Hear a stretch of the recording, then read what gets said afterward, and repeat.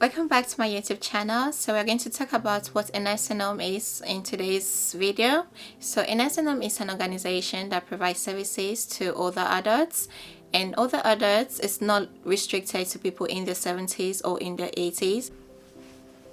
Residents in their 40s and their 50s and elderly people can suffer from stroke, they can suffer from a neurological disease or have impaired cognition which deteriorates and becomes worse to an extent of affecting their ability to perform activities of daily living.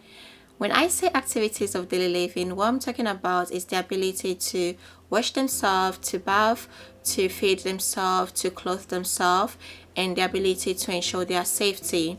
So these activities are very important because these activities and knowledge was gained when they were very young from childhood.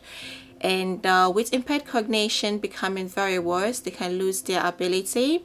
They can also lose their skills they learned as younger adults, and so the nursing home environment is mostly for people who need a nursing care 24 hours. They need support from other care staff to ensure that these activities are maintained, to maintain a good dignity of life, and to ensure that they do not deteriorate. So in a nursing home, yes, the nurses do focus on active treatment. We do focus on managing symptoms. We have other healthcare professionals. The doctor comes to review them. You can also refer them to other teams such as the TVN, the SWOT team, and other healthcare professionals are also involved in their care.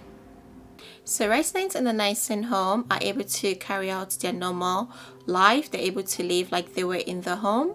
So they can still go out to the cinema, they can still go out for an event depending on a risk assessment being conducted. If the risk that is involved in they doing those things is very low, they are definitely still able to perform those activities. In a nursing home, it's very important to determine the goal of the residents, involve the family members in every care planning, because that will determine if the resident is for active treatment. That will determine if the resident is supposed to be kept comfortable and their symptoms controlled. In summary, people who go to the nursing home are residents whose medical condition is deteriorating, they have a chronic condition, or they're unable to manage their activities of daily living without the support of someone else. They need 24-hour nursing care. So they are being placed in the nursing home for them to receive this 24-hour nursing care and to receive support with activities of their daily living. They might have dressings to be done very regularly. They have the blood sugar to be checked regularly.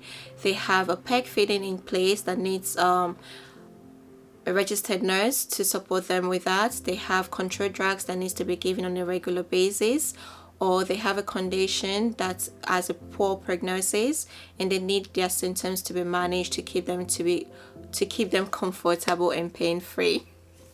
So there is concern about the number of residents in the nursing home, and so what happens in the nursing home, you might have ranging between 17 residents to 20 to 34 residents, and it's been managed because not all the residents are acutely ill.